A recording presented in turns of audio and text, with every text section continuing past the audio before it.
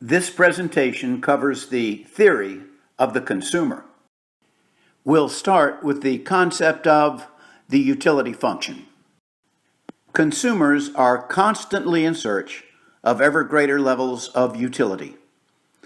Utility in this context means pleasure or satisfaction. This is what drives him to behave the way he does.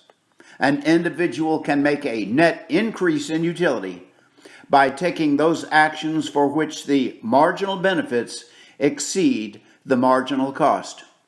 Make sure that you've read the essay in the lecture notes section entitled Making Decisions at the Margin. But what gives the consumer utility?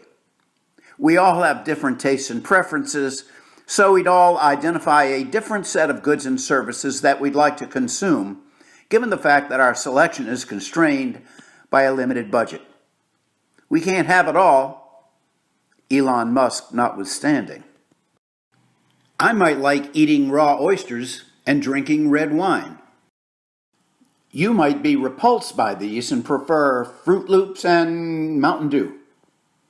We're all different, and we all get utility from a different bundle of goods and services.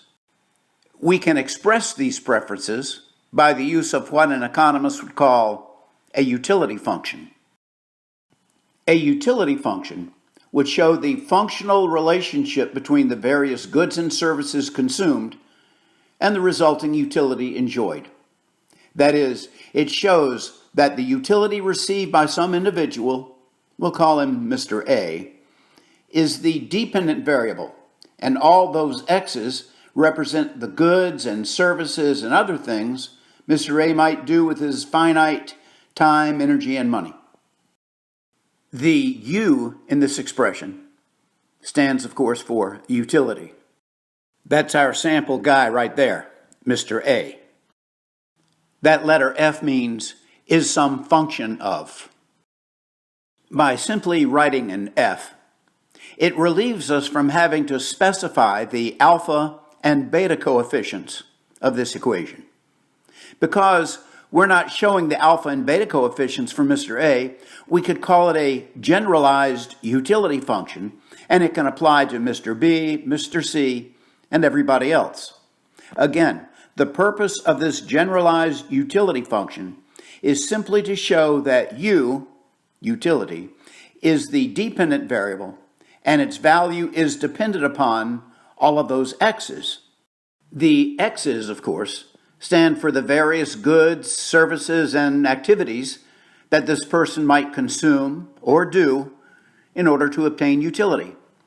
For me, for example, X1 might be the oysters, X2 might be the wine, X3 might be a round of golf. These X's are called arguments in the utility function. In this context, the term argument simply means component. It's the economist's way of talking. Nobody's actually fighting or disagreeing about anything.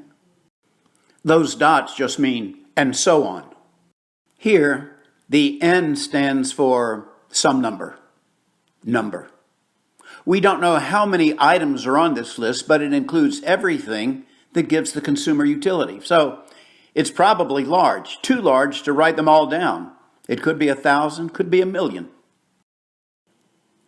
Okay, so the consumer has a finite set of resources that he must allocate among all these X's, all these goods and services, all these needs and wants. Here's one possible allocation. He can use his time for X1, his energy for X2, and his money for X3. Here's another, and another, and yet another. Now keep in mind that the consumer doesn't have to use all of his time or energy or money in one place. He can use a portion of each resource for one X, the rest, or some different portion, for some other X. As you could imagine, this could become very complicated. How many possible allocations might there be? Probably many thousands, possibly millions. But of all of those many possible allocations of resources Among these arguments in the consumer's utility function, there is only one best. The one best allocation of a consumer's resources across all the arguments in his utility function is that allocation that will maximize the consumer's utility. As it turns out, and you will understand this intuitively by the end of this presentation, the consumer maximizes his utility by allocating his resources in such a way that the marginal utility to price ratios for every argument in his utility function are equal. This relationship is known as the Equi-Marginal Principle. Let's pause for a second to review. The primary force that motivates the consumer to act in this way or that way is his desire to seek ever greater amounts of utility. The consumer obtains utility by allocating his resources, his time, his energy, his money, whatever other resource he may have, among the many goods and services, activities, relationships, etc., that are available to him. There are many ways in which a person might allocate his resources, each of which will provide him with some level of utility. However, there is only one allocation that will provide the greatest utility possible given his finite resources. The purpose of the rest of this presentation is to derive the characteristic features of that allocation. Let's start with the simplest situation imaginable. That would be a two-good case. The two goods will be widgets and Xerox, two hypothetical products. The combination of widgets and Xerox that will maximize an individual's utility is that combination, given the consumer's finite budget, that will equate the marginal utility to price ratios for each good he wishes to consume. The fact that equating the marginal utility to price ratios for every argument in the consumer's utility function will provide the greatest amount of utility is known as the Equi-Marginal Principle. The concept can be difficult to understand intuitively from just the definition. It's much more easily understandable if the concept is demonstrated with indifference curve analysis and with tables. Let's start with indifference curves. Now, before we go any farther, make sure that you have read and understood the lecture notes on indifference curves and budget constraints in Module 5 of the Canvas website. You may remember that the point at which the consumer maximizes his utility is the point of tangency between the indifference curve and the budget constraint. Obviously, the consumer would maximize his utility by consuming many widgets and many Xerox. However, given his finite budget and the prices of widgets and Xerox, as indicated by the budget constraint, and his preferences, as indicated by the indifference curve, this consumer would maximize his utility by consuming 4 widgets and 4 Xerox. Recall also that the slope of the budget constraint is the ratio of prices between the two goods. The rise of the function, as you can see there on the Xerox axis, is the sacrifice in terms of Xerox required to purchase this widget. Therefore, the rise of the function represents the price of widgets. By the same reasoning, the run of the function represents the price of Xerox, expressed in terms of widgets that must be sacrificed in order to purchase a Xerox. By the same reasoning, the run of the function represents the price of Xerox, expressed in terms of widgets that must be sacrificed in order to purchase a Xerox.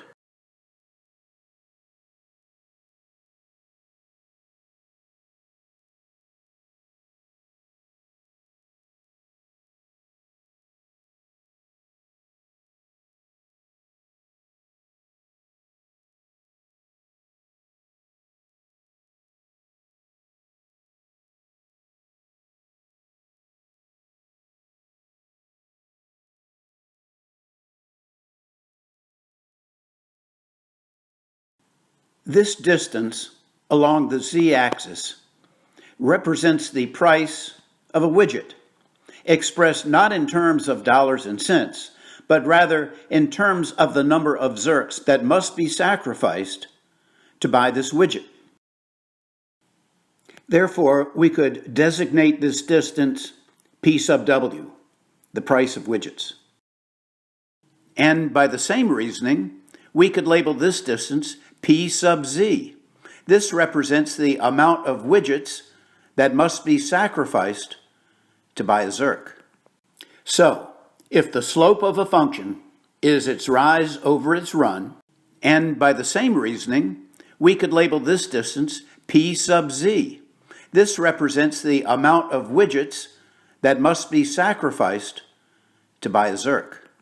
And its rise is the change in Z, and its run is the change in W, and the change in Z is the price of W, and the change in W is the price of Z, then the slope of the budget constraint is the ratio of the price of widgets divided by the price of zirks. Now let's turn our attention to indifference curves. And what you will see is that the slope of the indifference curve is the ratio of the marginal utilities. Let's just use a straight indifference curve for now. Because points A and B are on the same indifference curve, and therefore yield for this consumer the same amount of utility, the utility gained by an increase in the amount of W consumed is equal to the utility lost by the amount of Z that must be reduced in order to stay on the same indifference curve. Therefore, the distance y represents the utility gained by consuming an additional increment of W. Not in terms of units of utility, but rather in terms of the reduction in the amount of Z that must be consumed in order to stay on the same indifference curve. Therefore, the rise of the function, distance y, represents the marginal utility of W.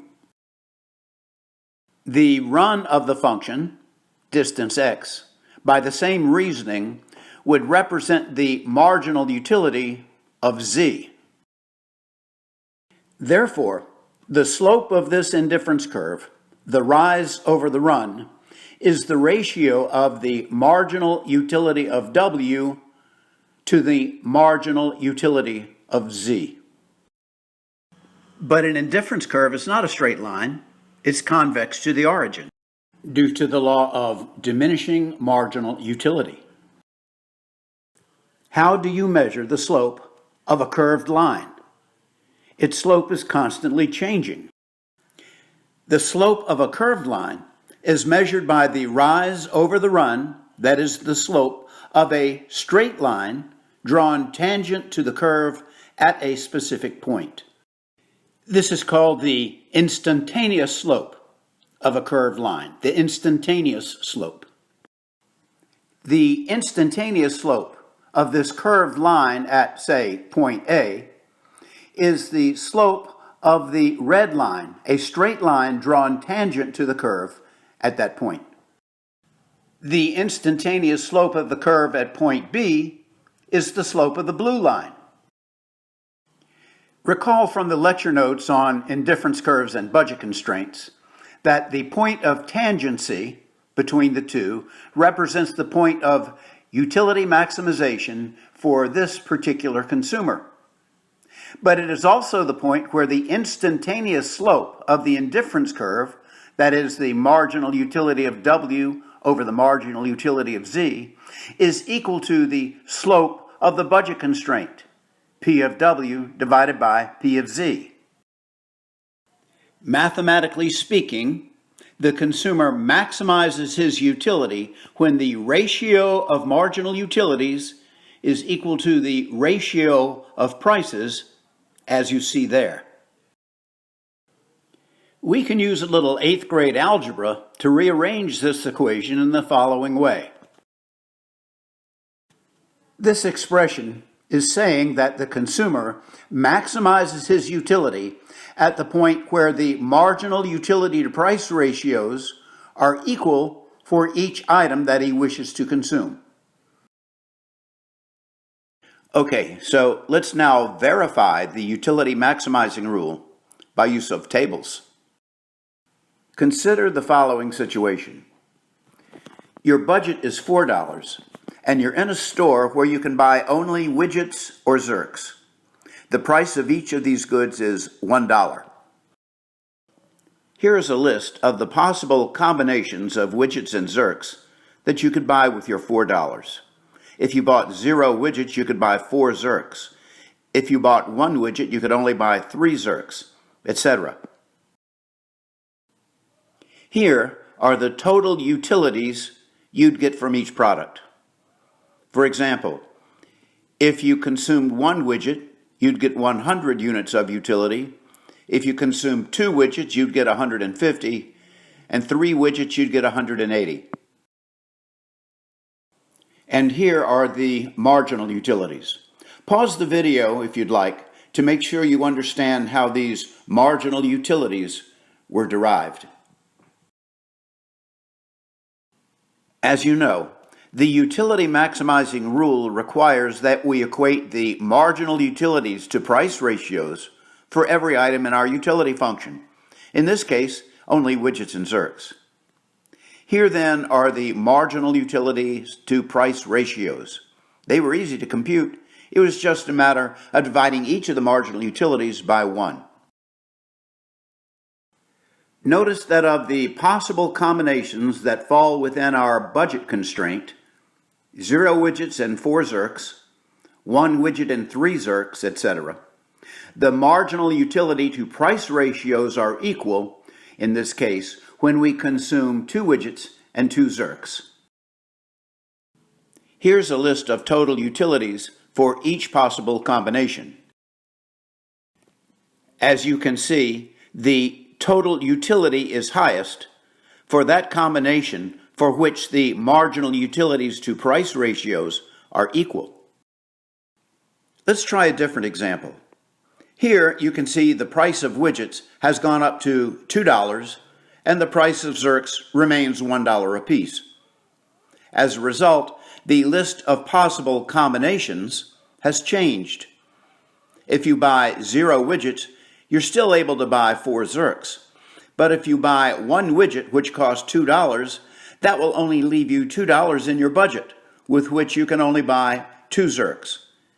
If you buy 2 widgets, that completely exhausts your budget. You don't have any money left to buy Zerks. Note also how the marginal utilities to price ratios has changed for widgets. Now you're dividing marginal utility by 2 rather than 1. You're still dividing the marginal utility of Zerks by 1 though. The marginal utility to price ratios are now equated at a different combination of widgets and Zerks. Now they're equal when you consume 1 widget and 2 Zerks. Check out this new list of total utilities. Just as we suspected, total utility is maximized when you consume 1 widget and 2 Zerks, the very combination at which the marginal utility to price ratios for the 2 goods are equal. Before we move on, there are a couple of things to note. First, if we were to do this for the case where the price of widgets were $1 and the price of Zerks were $2, things would get a little messy, although no less true. The utility maximizing combination of widgets and Zerks would not give us an outcome where the marginal utility to price ratios were exactly equal. In the case where the price of widgets was 2 and the price of Zerks 1, the utility maximizing combination fell on the whole number for both goods, 1 widget and 2 Zerks. In this case, however, where the price of widgets is 1 and the price of Zerks is 2, we're not as lucky. the utility maximizing combination does not fall on the whole number. In our list of whole number combinations, shown here, utility is maximized at 2 widgets and 1 zirc, which would produce 210 units of utility. But the marginal utility to price ratio of widgets is higher than that of zircs. To equate the two, we need to get the marginal utility to price ratio of widgets down a little bit, and we can do that by consuming a bit more than 2 units. And the marginal utility to price ratio of zircs up a little bit, and we can do that by consuming a little less than 1 unit. It looks like the utility maximizing combination in this case might be 2 and a fraction widgets and maybe a half zirc.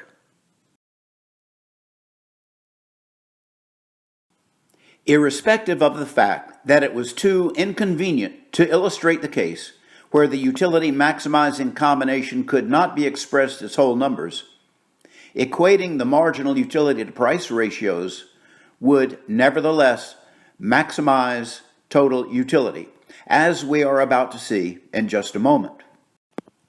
But the second point I wanted to make before we move on is that you may have noticed that the utility maximizing combination for both of the cases that we did illustrate, the utility maximizing combination fell right in the middle of the schedule of possible combinations. This was just a coincidence and will not always be the case. So we've demonstrated the utility maximizing rule, that is the Equi-Marginal Principle, using graphs, that is indifference curves and budget constraints, using equations, and using tables. Let's see if we can understand it a little more intuitively just by using logic. Imagine that you're at a fraternity party one Friday afternoon. Not only is there loud music, but you also get hot dogs and beer.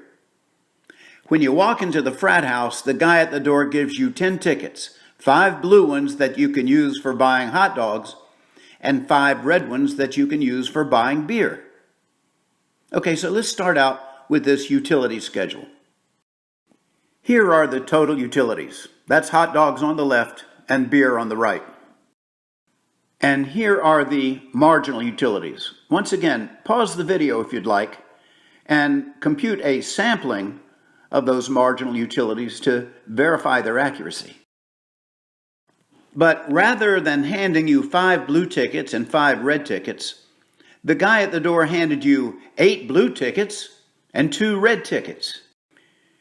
As you can see by our schedule here, by consuming 8 hot dogs and 2 beers, you would get 1,018 plus 3,800 equals 4,818 units of utility. But is there a way to get more? Suppose that you're permitted to trade tickets once you get inside. Would you trade? Can you find some trading opportunities that would increase your utility? Would, for example, you trade a blue ticket for a red ticket? If you did, you'd lose 8 units of utility by consuming 1 less hot dog. You'd go down from 1,018 to 1,010 units of utility. But as a result of being able to purchase an additional beer, your utility would go from 3,800 to 5,000. You'd gain 1,200 units of utility. Would you give up 8 units of utility to gain 1,200? Well, of course. So you would trade. So now that you've traded a blue ticket for a red ticket, you're at 7 blue tickets and 3 red tickets. And your total utility has gone up from 4,818 to 6,010. Pause the video for a moment and inspect these schedules carefully. Could you gain utility by trading away another blue ticket for a red ticket? If you did, you'd lose 10 units of utility by giving up that blue ticket, but you'd gain 800 units of utility by acquiring an additional red ticket. Would you give up 10 units of utility to gain 800 units of utility? Well, of course you would. And your total utility would go from 6,010 to 6,800. But check out the schedule once again. Are there further possibilities of gains from trade? If you traded away yet another blue ticket for a red ticket, you would lose 20 units of utility, but you'd gain 500. Would you trade away 20 in order to gain 500? I think you know the answer to that, and that would bring your total utility up to 7,280. But look, there's another opportunity for gains by trading away a blue ticket for a red ticket. So now you're at 4 blue tickets and 6 red tickets, and your total utility is 7,450. Are there more gains possible? Yes. You trade away that 4th blue ticket for a 7th red ticket, you lose 50 to gain 100. That's a no-brainer. Okay, so now you're at 3 blue tickets and 7 red tickets, and your total utility is at 7,500 units. Would you trade again? If you did, if you traded away another blue ticket in order to gain a red ticket, you would lose 100 units of utility. Your utility from hot dogs would go from 900 to 800, but the utility gain from the red ticket by buying an additional beer would go from 6,600 to 6,650. That's a gain of 50. You wouldn't trade away 100 to gain 50.